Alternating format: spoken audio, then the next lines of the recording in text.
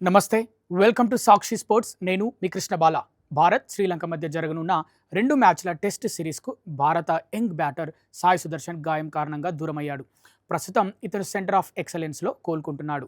అయితే ఇతని స్థానంలో ఎవరిని ఎంపిక చేయాలనే దానిపై సెలెక్టర్ల మధ్య సుదీర్ఘ చర్చ జరిగింది. ఆశ్చర్యకరంగా ఇండియా ఏ జట్టులో కూడా లేని సర్ఫరాజ్ ఖాన్‌ను శ్రీలంక పర్యటన కోసం సాయి సుదర్శన్ స్థానంలో వైట్ బాల్ ప్రాతిపదికన సెలెక్ట్ చేశారు.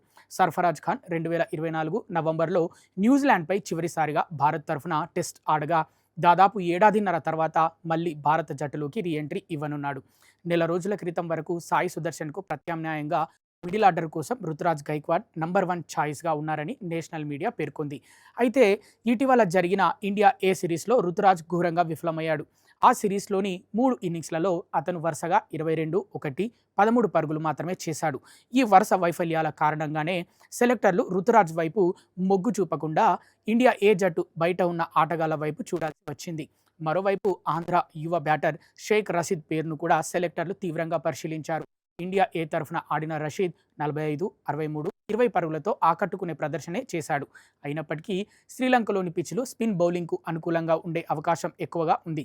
లంక స్పిన్ పరిస్థితుల్లో స్పిన్నర్లను సమర్థవంతంగా ఎదుర్కొని పరుగులు సాధించగల సత్తా సర్ఫరాజ్ ఖాన్కు ఉందని సెలెక్షన్ కమిటీ, టీం మేనేజ్మెంట్ నమ్ముతున్నాయి. ఈ ఒక్క కారణమే సర్ఫరాజ్ ఎంపికను ఖరారు చేసింది. దేశవాళీ ఫస్ట్ క్లాస్ క్రికెట్లో సర్ఫరాజ్ ఖాన్కు అద్భుతమైన రికార్డు ఉంది. 62 మ్యాచ్లు ఆడిన ఈ ముంబై బ్యాటర్ ఏకంగా 64.73 సగటుతో భారీగా పరుగులు సాధించాడు.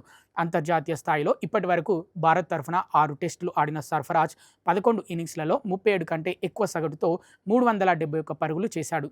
స్పిన్ను ఎదుర్కొనే నైపుణ్యం, అనుభవం కలగలిసిన సర్ఫరాజ్ శ్రీలంక పర్యటనలో భారత విజయాల్లో కీలక పాత్ర పోషిస్తాడని మేనేజ్మెంట్ ఆశిస్తోంది.